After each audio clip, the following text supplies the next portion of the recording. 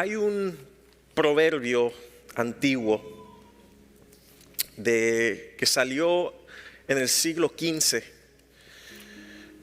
Es muy conocido en inglés, quizás un poco menos en español, pero salió en un vocero, una revista de ese entonces durante guerras que estaban sucediendo en el Imperio Británico. Y este proverbio dice de esta forma, dice, por falta de un clavo se perdió la herradura. Por falta de una herradura se perdió el caballo.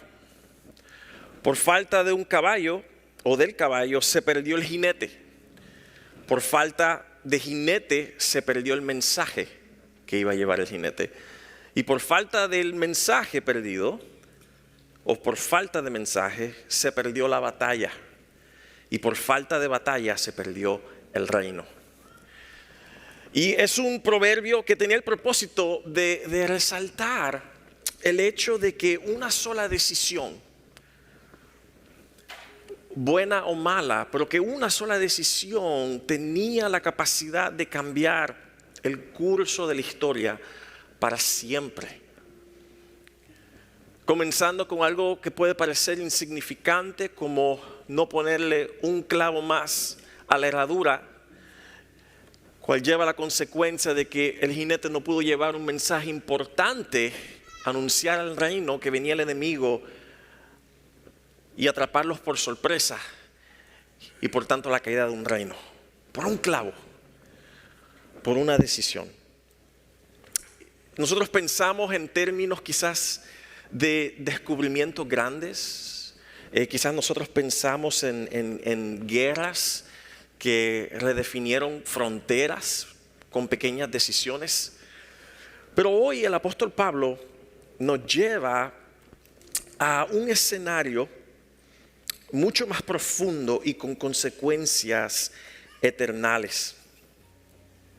Nosotros hemos visto que en los primeros capítulos de Romanos, Pablo ha estado haciendo un argumento impecable para el lector, que somos nosotros y la iglesia de ese entonces. Y es el hecho de que en los primeros capítulos que nos llevan hasta el capítulo 5, él ha estado haciendo un argumento de que todos somos pecadores, que nadie es justo y que la única forma de nosotros ser aceptados por Dios es por medio de poner nuestra fe en Jesucristo.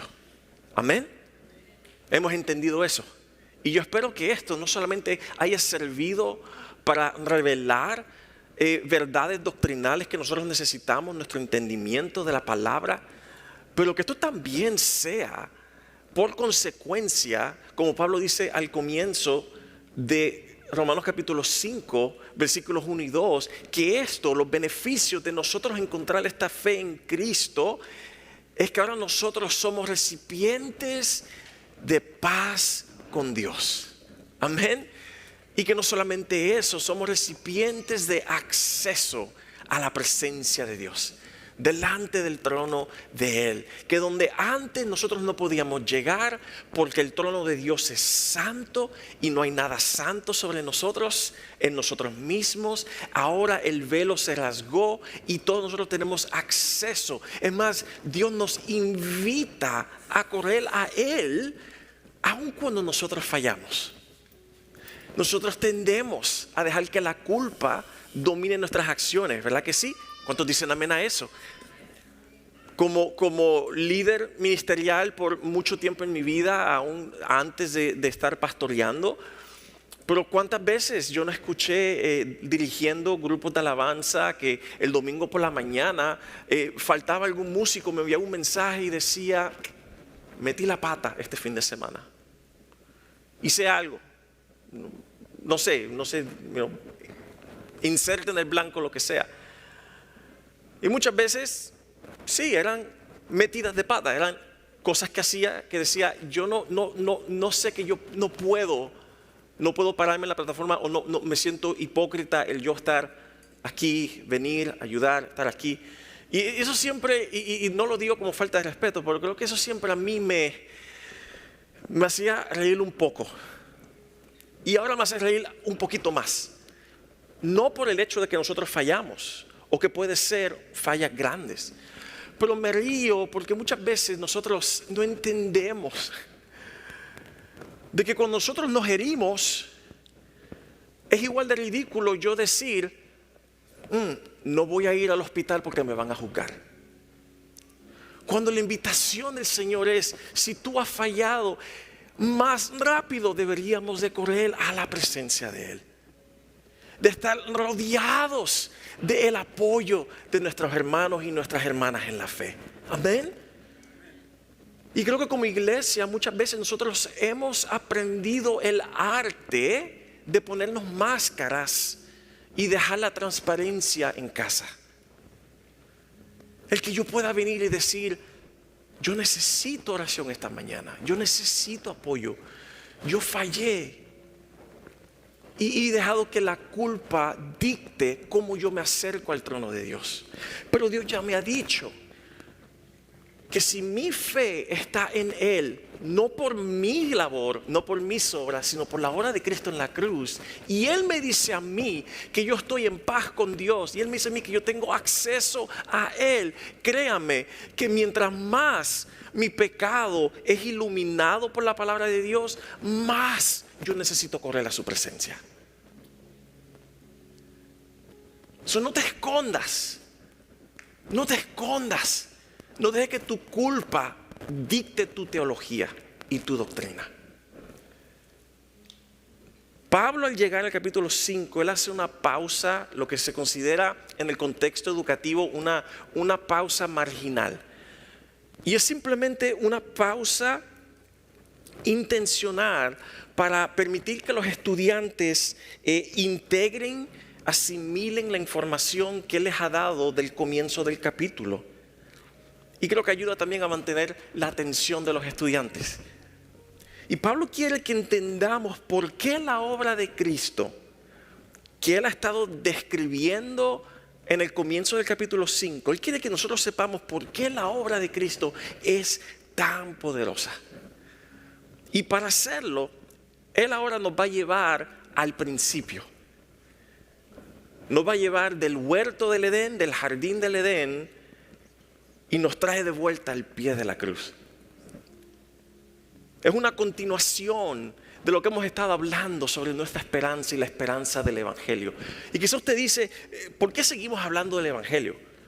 Todos los domingos seguimos hablando de lo mismo. Y yo creo que para nosotros es fácil pensar que el Evangelio es solamente para las personas que no son cristianas o para los incrédulos. Pero para el cristiano, el Evangelio es tan importante antes de tu salvación como lo es después de tu salvación. Amén. No escucho muchos amén. Es importante, necesitamos el Evangelio. Mi hermano y mi hermana, yo necesito la palabra de Dios todos los días. Ella es la que iluminó mi pasado, iluminó mi necesidad, pero ella que ilumina y sigue siendo ¿qué? Lámpara a mis pies. Amén. Nosotros lo necesitamos. El Evangelio no es solo la forma en la que nosotros comenzamos la vida cristiana, sino aquello que te ayuda a sostenerte hasta el final de ella también. Y esta mañana vamos a ver el contraste más grande de la historia, el contraste entre la muerte de Adán y la vida sobreabundante que nosotros recibimos de Jesucristo. Primero yo creo que ustedes vean cuál es el legado de Adán. El legado que nos dejó Adán. Leemos juntos el versículo 12. Cuando Adán pecó, el pecado entró en el mundo. El pecado de Adán introdujo la muerte, de modo que la muerte se extendió a todos, porque todos pecaron. Hermanos, Pablo nos presenta el origen de nuestra mayor tragedia. A veces nosotros hacemos la pregunta y solamente tienes que encender tu televisión o meterte en las noticias muy brevemente para tú llegar también a las mismas preguntas. ¿Por qué el mundo está de la forma de la que está? ¿Por qué está roto? ¿Por qué hay enfermedades? ¿Por qué tal injusticias? ¿Por qué tales dolores? ¿Por qué tantos abusos a los derechos civiles? ¿Por qué se tratan las personas de esta forma unos a los otros? Y la respuesta bíblica que nos da aquí Pablo no es una respuesta sociológica, no es una teoría sociológica. La respuesta que nos da, la respuesta bíblica, es una respuesta teológica. Tiene que ver con Dios. Y la contestación de él es esta: ¿por qué está el mundo así? Todo comenzó con un hombre. Y por nombre, Adán. So, imagínate el huerto del Edén. Todo es perfecto, todo es bueno, no hay muerte, no hay enfermedad, no hay separación de Dios. Pero en un solo momento, una decisión cambió todo. Adán desobedece y en ese instante algo devastador entra al mundo. Y esto es lo que Pablo está enfatizando: que Dios colocó a Adán en el jardín de Edén como nuestro representante. Lo que él nos está diciendo es que lo que Adán hizo, él lo hizo por todos nosotros. Y esto tiene un nombre que yo quiero darte en esta mañana. A veces tratamos de hablar sobre alguna doctrina y enfatizarla, pero hay una doctrina que se llama la doctrina de la imputación. Y lo que esto significa, imputación es un término contable. Tiene que ver con contabilidad o finanzas. Y lo que significa es esto: aplicar a la cuenta de alguien. Alguien hace algo, alguien tiene algo y eso se le aplica a otro. Y lo que está diciendo aquí es que antes de ese momento, antes de que Adán desobedeciera, el pecado era un extraño, era un intruso que no tenía lugar en la creación perfecta de Dios. Pero que a través de la desobediencia de Adán, la puerta se abrió de par a par. Y noten que Pablo no dice simplemente que Adán cometió un error. Aquí el pecado es presentado como un invasor, como algo que invadió, no como algo que simplemente nosotros hacemos, sino algo que nos domina. Y Pablo en este pasaje, en este versículo 12, nos enseña y muestra cómo este proceso, hay un proceso descendiente. Mira lo que dice que el pecado entró por un hombre, nos dice que la muerte entró por el pecado, y luego nos dice que la muerte se extendió a todos porque todos pecaron. Entonces, estos son los pasos descendentes de lo que entró al mundo por medio de Adán.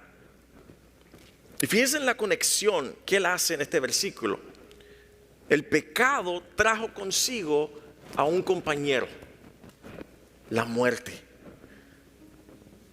Si ustedes se acuerdan, Génesis 2, versículo 17, creo que del 16 y el 17, el Señor puso a Adán sobre la creación de él. ¿Se acuerdan? Esto es lo que dice, para recordarles. El Señor Dios puso al hombre en el jardín de Edén para que se ocupara de él y lo custodiara, lo administrara. Pero el Señor Dios le advirtió: puedes comer libremente del fruto de cualquier árbol del huerto, excepto del árbol del conocimiento del bien y del mal. Y aquí, si comes de su fruto, ¿cuál es el juicio? Sin duda, ¿qué? Morirás. Sin duda, morirás.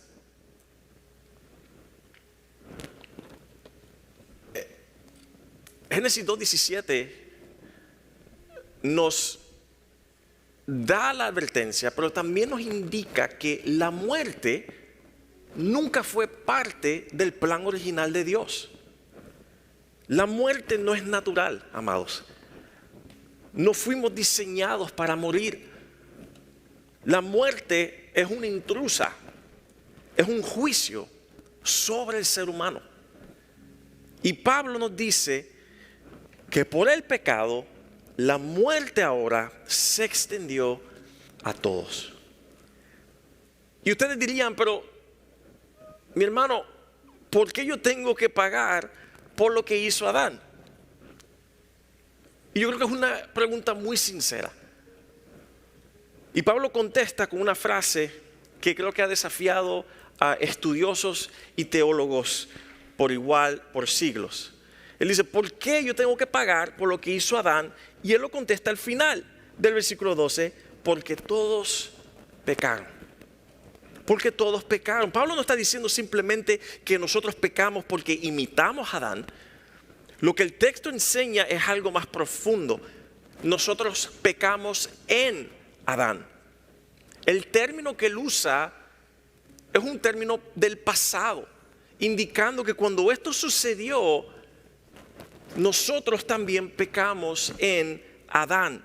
No es que solo heredamos una naturaleza inclinada al mal, sino que nosotros también heredamos la culpa.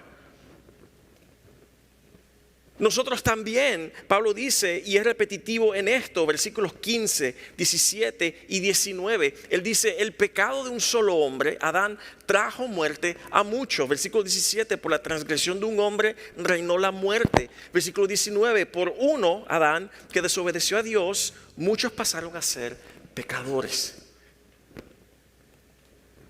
Y lo que nos está diciendo este término, este verbo de ellos pecamos, es una acción que nos envía al pasado, es un término pasado en el griego. Y lo que nos dice es que en aquel momento histórico, en ese momento en el huerto del Edén, cuando Adán desobedeció, tú y yo estábamos allí representados.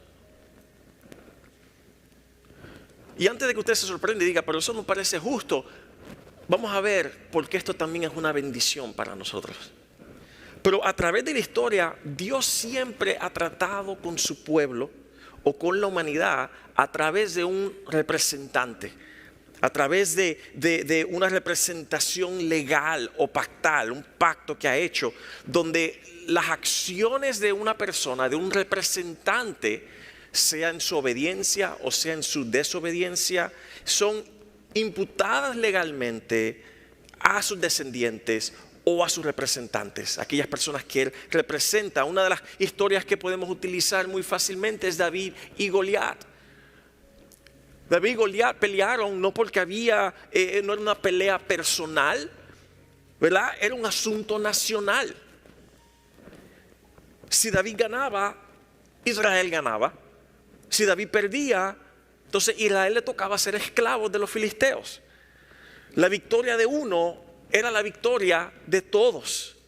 Y así es que funciona también la representación bíblica de la que él está hablando aquí. Lo vemos una y otra vez.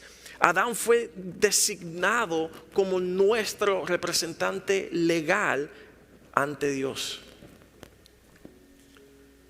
Y lo que esto nos hace ver a nosotros, y lo hemos enfatizado en las últimas semanas, es que esto me hace ver a mí que yo no soy pecador porque yo peco porque soy pecador. Una diferencia muy importante. Porque entonces yo puedo llegar a la conclusión errónea de que si hoy yo no he hecho nada malo, yo soy un santo por mi propia obra. No, lo que él está diciendo aquí, tú no eres pecador porque pecas, tú pecas porque tú eres pecador. David en el Salmo 51 dijo, pues soy pecador de nacimiento, desde el momento en que me concibió mi madre. Lo que nos dice es que nosotros nacemos con el sello de Adán.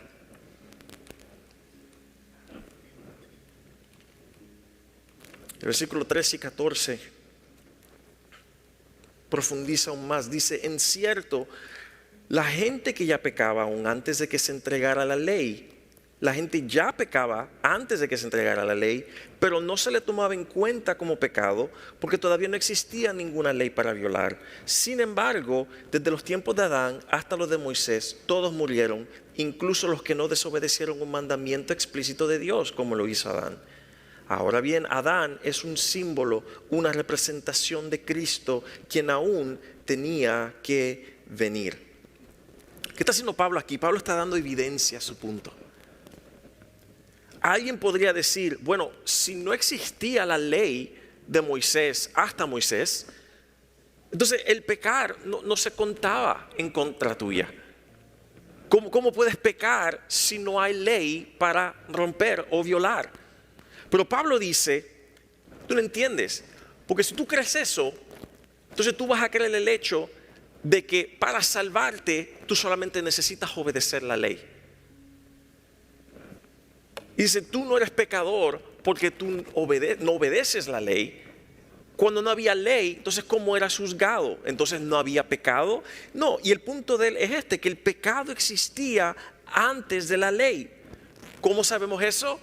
Y él dice, la prueba está en que entre Adán y Moisés, todo el mundo que existió murió. Versículo 12 ya nos ha dicho que el fruto del pecado es muerte. Si había muerte ya antes de la ley, antes de Moisés, él está diciendo, hay evidencia de que ellos murieron porque ya eran pecadores. Ya eras marcado por el pecado.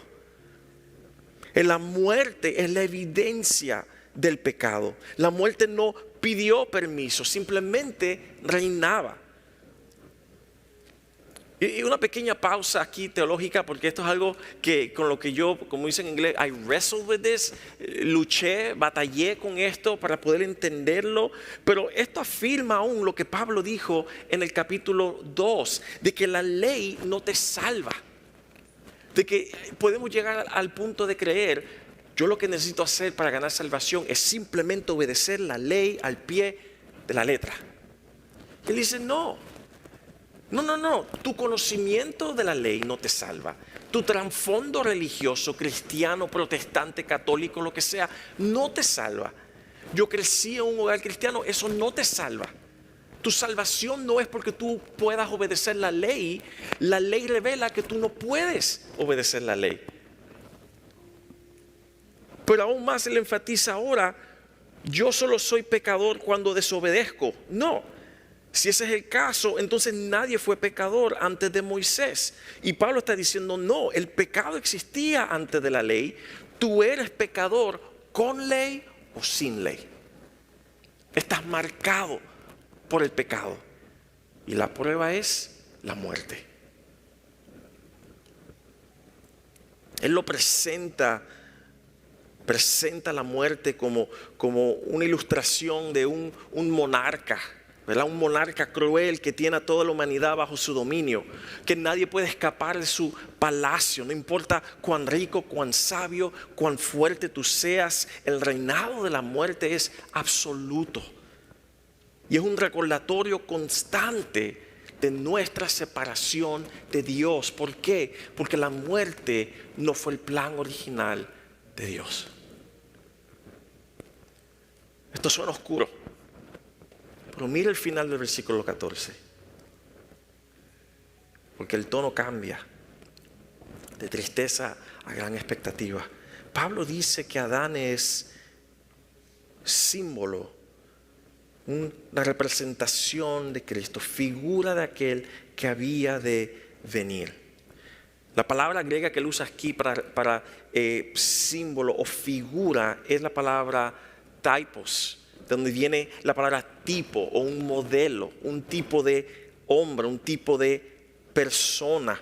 Que Adán fue una prefigura del Cristo que iba a venir. ¿Y cómo se comparan los dos? En que ambos nacieron sin pecado y que ambos tenían gran magnitud de influencia sobre la humanidad. Que así como un hombre pudo afectar a todos, otro hombre vendría para deshacer lo que el primero dañó, lo que el primero arruinó.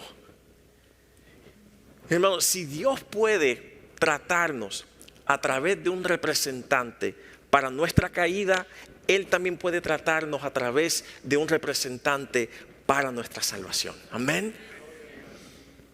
Amado, esto nos da una esperanza preciosa. Porque si te sientes abrumado por tu pecado, si sientes que la herencia de Adán es bien evidente en tu vida, enfermedad, tus tendencias, tus debilidades, tu moralidad. Entonces tú puedes recordar que Adán solo fue la figura de aquel que vendría. Y eso nos da esperanza a nosotros. Y aquí es donde entramos al corazón del pasaje. Pablo comienza a usar una frase que a mí me encanta.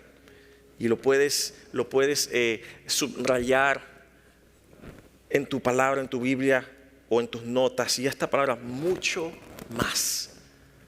Mucho más. Leamos el versículo 15. Pero no sucede con la dádiva como con la transgresión. Si tienes la versión viviente, dice: hay una gran diferencia entre el pecado de Adán y el regalo del favor inmerecido de Dios. Él está tratando lo que dijo en el versículo 14, diciendo que Adán, representación de Cristo, aún tendría que venir. Ahora lo llama y lo considera como un regalo del favor inmerecido de Dios. Dice: porque si por la transgresión de uno murieron los muchos, mucho más, ahí está, la gracia de Dios y el don por la gracia de un hombre, Jesucristo, abundaron para los muchos. Que nos dice que el pecado de un solo hombre trajo muerte a muchos, pero aún más grande es la gracia maravillosa de Dios y el regalo de su perdón para muchos por medio de otro hombre, Jesucristo. Pablo dice que Cristo es el favor inmerecido de Dios. Amén. Pablo dice, esperen un momento, que el regalo de Dios en Cristo no está al mismo nivel que el pecado de Adán. Dios no envió a Jesucristo como el yin para el yang de Adán. Él no envió a alguien para simplemente neutralizar o cancelar lo que Adán había hecho. Eso no es lo que me está diciendo aquí.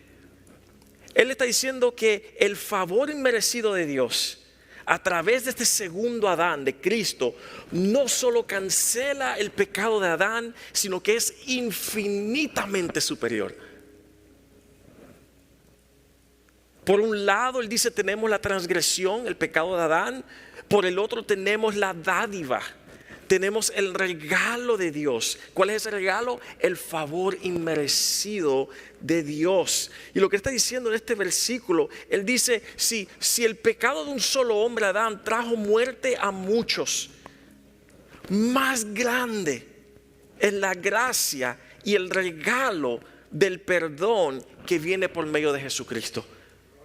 Y lo que esto me dice es que si el pecado de un hombre, si el pecado de Adán fue tan poderoso como para matar a miles de millones desde ese entonces, ¿cuánto más poderosa es la gracia de Dios para dar vida? Y lo que me está diciendo aquí es que la gracia no es un parche para tu pecado. No es simplemente Dios limpiando el orden o el desorden que ocasionó Adán. Es una inundación de bondad que sobrepasa lo complejo que sea tu vida pecaminosa. Lo que nos está diciendo, nos está enseñando un aspecto poderoso sobre la gracia de Dios. Que la gracia, escúchame, la gracia no es una respuesta proporcional al pecado. No es como que, la gracia de Dios canceló los pecados míos. No. Es aún mayor. No cancela los pecados que tú has hecho solamente, sino que también perdona mi pecado de hoy y mi pecado futuro también. Que si tú debes $10 y alguien te da 10, eso es una transacción cancelada, ¿verdad? Es una transacción equilibrada. Pero si tú debes $10 a alguien y alguien te da $1 billón, eso es gracia sobreabundante. Y eso es lo que Cristo hizo. Él no solo nos regresó al punto de inicio por medio de su perdón, nos llevó a una posición más alta de la que nosotros estábamos antes. Cristo no solo repara el daño de Adán, sino que Él lo supera infinitamente. Amén. Donde Adán trajo ruina, Cristo trae restauración abundante. En un lado tenemos a Adán, pecado, condenación, muerte, pero en Cristo hay gracia, hay justificación, hay vida. Amén. Versículo 16, tampoco sucede con el don como los que vino por medio de aquel que pecó, porque ciertamente el juicio surgió de una sola transgresión, resultando en condenación, pero esta dádiva, este favor inmerecido surgió de muchas transgresiones, resultando en justificación. ¿Qué está diciendo él aquí? Creo que esto es un punto fascinante. Dice, ¿qué dijo? Es lo que está diciendo aquí, que solo se necesitó un pecado para condenar a todo el mundo. Piénselo, un solo pecado de Adán trajo condenación para todos, pero la obra de Cristo no vino a cubrir un solo pecado, vino a cubrir una montaña de pecados acumulados por siglos de esta humanidad. Que un solo acto de obediencia cubrió un océano de rebeliones.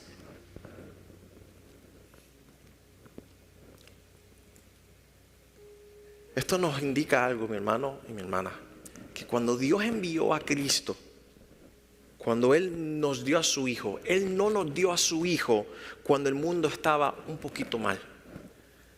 Él lo dio después de siglos y milenios de idolatría, asesinatos, enfermedad, rebeldía, odio entre los seres humanos.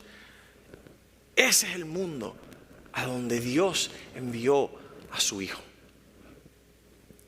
Que la gracia de Dios es tan fuerte que puede tomar un océano de pecados y los puede enterrar en un mar de perdón. Que no hay ninguna cantidad de pecado que la gracia de Dios, que la gracia de Él no ahogue. Que tú puedes estar parado aquí esta mañana diciendo, tú no sabes las cosas que yo he hecho. Yo estoy aquí sentado, pero tú ni sabes el pasado que yo tengo.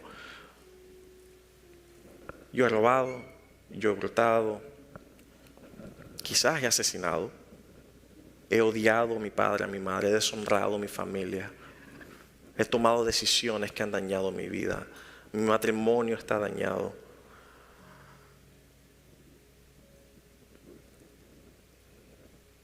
Y la palabra dice, ¿dónde abundó el pecado? Sobreabundó la gracia.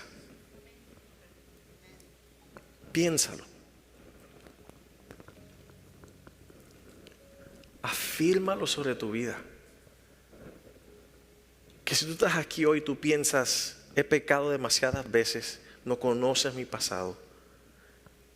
Escucha bien lo que dice la palabra de Dios. Dice que la dádiva, el regalo del favor inmerecido de Dios surgió de muchas transgresiones para resultar en justificación.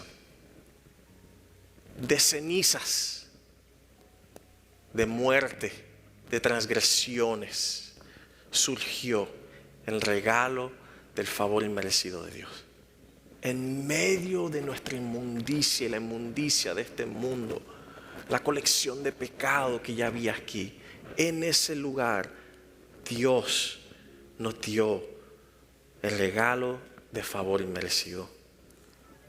Para que tú sepas que no importa cuántas veces tú hayas fallado, el regalo de Cristo es suficiente para declararte justo delante de Dios, delante del juez del universo.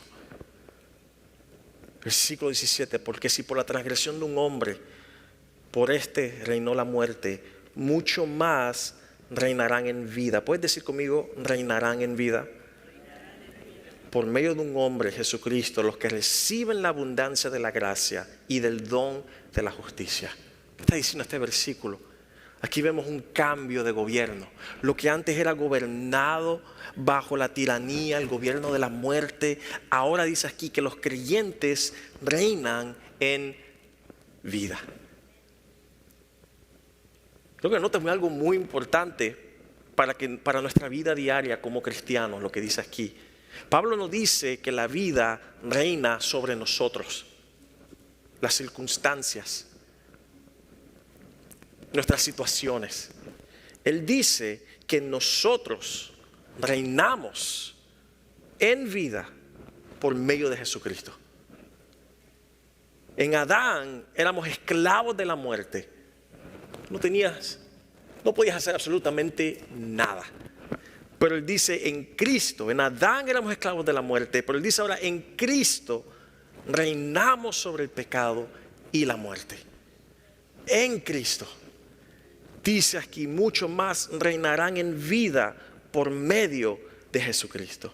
Y esto significa que nosotros no tenemos que vivir la vida sintiéndonos derrotados, que a veces caminamos por este mundo como si todavía nosotros estuviéramos bajo el dominio del primer Adán, que nosotros nos quejamos, somos temerosos del futuro. ¿Qué va a pasar mañana? Ay, no sé. Ay, la ansiedad. Ay, el temor. No sé qué tengo que hacer.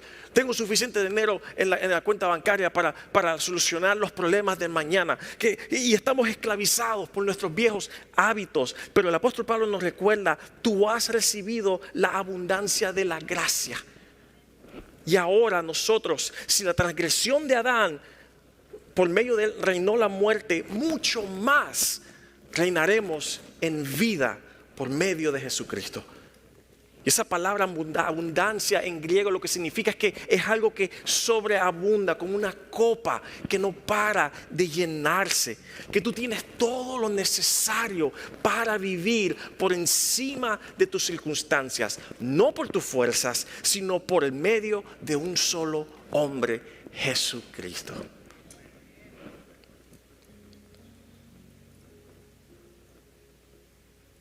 ¿O cómo vives tu vida? ¿Qué reina sobre tu vida? ¿El temor de la muerte? ¿Qué reina sobre tu vida cuando tú piensas sobre mañana? ¿Los hábitos del primer Adán o la vida del segundo Adán? Versículo 18 llega a la conclusión del argumento. Así es. Un solo pecado de Adán trae condenación para todos, pero un solo acto de justicia de Cristo trae una relación correcta con Dios y vida nueva para todos. Por uno solo que desobedeció a Dios, muchos pasaron a ser pecadores, pero por uno solo que obedeció a Dios, muchos serán declarados justos. Pon tu dedito ahí, márcalo. Yo quiero leerte algo rápido de Mateo 26. Este es un escenario que debía ser familiar para nosotros. Mateo 26, Jesús está llegando al centro del propósito por el que Él vino. Entonces Jesús llegó con ellos a un lugar, un jardín que se llama Getsemaní. Cayó sobre su rostro, orando y diciendo, Padre mío, si es posible, que pase de mí esta copa, pero no sea como yo quiero, sino como tú quieras. Dame leerte el versículo 19 de Romanos 5 una vez más. Por uno solo que desobedeció a Dios, muchos pasaron a ser pecadores, pero por uno solo que obedeció a Dios, muchos serán declarados justos. Este es el corazón del Evangelio. Este es el intercambio glorioso. Adán desobedeció en un jardín que estaba lleno de delicias. En un jardín de delicias, Adán desobedeció. En un jardín de angustia, Jesús obedeció. Adán quiso ser como Dios y nos hundió a todos. Jesús, que era Dios, se hizo hombre para rescatarnos.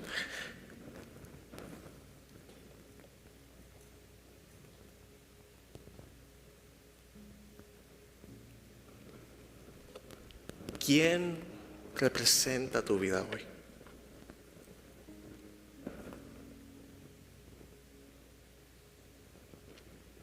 Quizás muchos nos preguntamos, ¿cómo puede Dios declararme justo si yo sé que yo sigo fallando?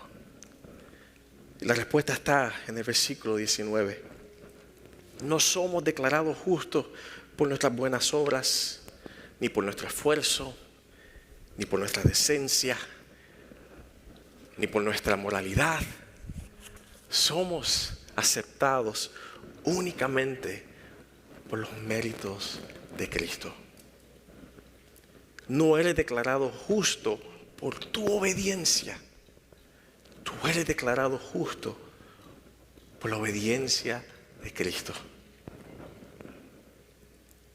Que Cristo vivió la vida que tú no viviste y murió la muerte que tú debiste morir.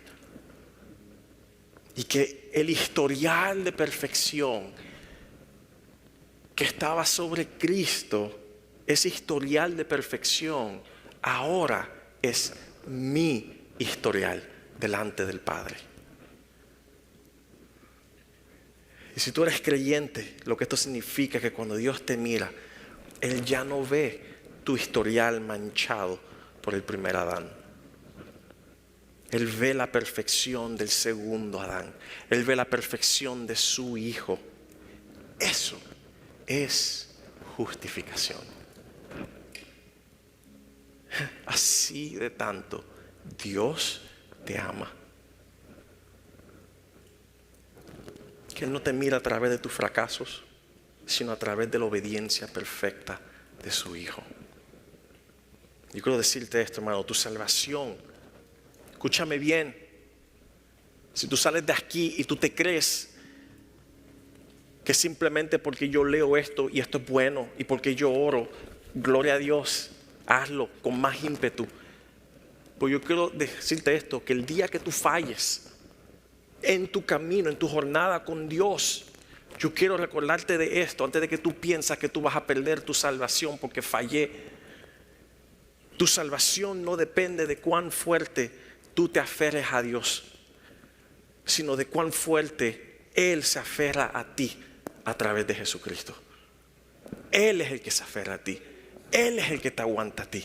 Tú no eres capaz de hacerlo por ti mismo. Tu salvación no depende de cuán fuerte tú te aferras a Él. Es cuán fuerte Dios se aferra a ti por medio del mérito de Cristo. Y termina versículo 20 y 21. Una exposición maravillosa. Dice, la ley de Dios fue entregada para que toda la gente se diera cuenta de la magnitud de su pecado. Ese es el propósito de la ley. Pero mientras más pecaba la gente, más abundaba la gracia maravillosa de Dios. Entonces, así como el pecado reinó sobre todos y los llevó a la muerte, ahora en cambio reina la gracia maravillosa de Dios, la cual nos pone en la relación correcta con Él y nos da como resultado la vida eterna por medio de Jesucristo nuestro Señor. ¿Puedes repetir esto conmigo? Donde el pecado abundó, sobreabundó la gracia. Nos dice aquí que la ley, la palabra de Dios vino para mostrarnos qué tan enfermos nosotros estábamos. No vino para curarnos, aparte de enseñarnos el camino, sino para ser el espejo que nos muestre las manchas. Tú no te lavas la cara con un espejo, ¿verdad que no? Él simplemente te revela cuán sucio tú estás. Pero cuando nosotros vemos en el espejo la magnitud de nuestra deuda, dice aquí que vimos aún más grande la gracia que sobreabundó. Mientras más feo tú te des cuenta que tú estás, más tú ves cuán grande y cuánto sobreabunda la gracia de Dios. Esa palabra sobreabundar, te puedo dar esta palabra en su origen. Uperperiseo significa abundar más allá de toda medida. La gracia de Dios abunda más allá de toda medida. Es como yo apagar un fósforo en el océano. El pecado es el fósforo y la gracia es el océano. Es más de lo que tú puedas imaginar. Así que, querida iglesia, al nosotros salir de este lugar hoy, quiero que lleves este mensaje en tu corazón. ¿Con cuál Adán tú te sientes representado? Quizás te sientes identificado con el legado del primer Adán, que tú sientes el cansancio, el pecado, el temor a la muerte. Quizás del otro lado sigues depositando tu confianza en ti mismo, confías en tus propios méritos, en que tú eres una buena persona, en que has intentado portarte bien. Yo quiero decirte que tú sigues entonces bajo la representación de Adán. Y nos dice que el final de ese camino es muerte. Pero nos dice también que si nosotros doblamos la rodilla y decimos: Señor, no tengo nada que ofrecerte, me amparo únicamente bajo la obediencia de Cristo, entonces me dice que yo paso a formar parte de la familia del segundo Adán. Que donde hay gracia, hay siempre el poder para cambiar. Donde hay gracia, hay una vida eterna que puede comenzar hoy. Y nos dice que no hay tercera opción. O tú eres de Adán, o estás en Adán, o estás en Cristo. En Adán hay condenación, hay muerte, hay separación eterna de Dios. Pero en Cristo hay justificación, hay vida, hay reconciliación completa. Amén. Amén. Así que, hermanos, si ya tú conoces al Señor, entonces ¿dónde caes tú? Bueno, has perdido la capacidad de ver la gracia de Dios y ser asombrado por ella. Has perdido la capacidad de tú ver lo que Cristo ha hecho por ti y ser conmovido a servirle, a obedecerle. No lo obedezco porque me estoy ganando su favor, sino obedezco porque ya tengo el favor de Él. Amén. Hermanos, no permitamos que el pecado nos dicte nuestra identidad o dicte nuestra teología. Si somos justificados, somos amados y estamos seguros en las manos de nuestro Señor Jesucristo. Amén. Vamos a orar. Señor Padre Celestial,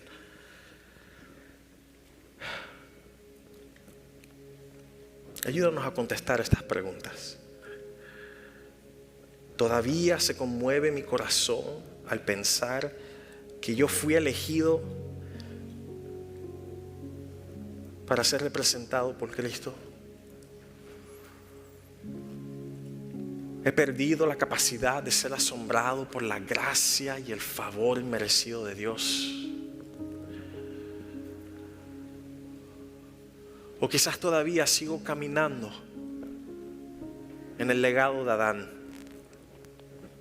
en la incertidumbre del mañana, el temor de la muerte, mi inmoralidad. Señor, que hoy sea el día en el que nosotros decidimos: Señor, yo decido creer en Cristo Jesús, que vino a este mundo para redimirnos, que yo no tengo que hacer nada que simplemente creer en ti y arrepentirme de mi vida de pecado, de tomar de esa agua viva que Él está ofreciendo. Padre Celestial, te damos gracias por tu palabra. Gracias por enviar a un segundo Adán, a nuestro Señor Jesucristo, quien deshizo la maldición y nos dio bendición. Gracias porque donde abundó el pecado, sobreabundó tu gracia. Gracias porque en Cristo no solo somos perdonados, somos hechos justos. Hoy reconocemos que sin ti estamos en Adán, perdidos y condenados, pero por fe recibimos el regalo de la justicia en Cristo. Ayúdanos a vivir esta semana en la realidad de tu gracia sobreabundante.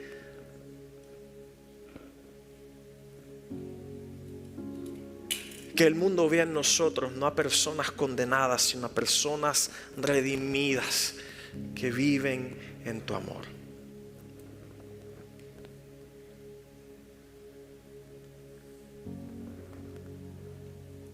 Gracias por la afirmación que tú nos das, de que nosotros reinamos en vida por medio de Jesucristo. Gracias por tu sacrificio en la cruz y tu sangre que nos cubre. En el nombre de Jesús. Amén.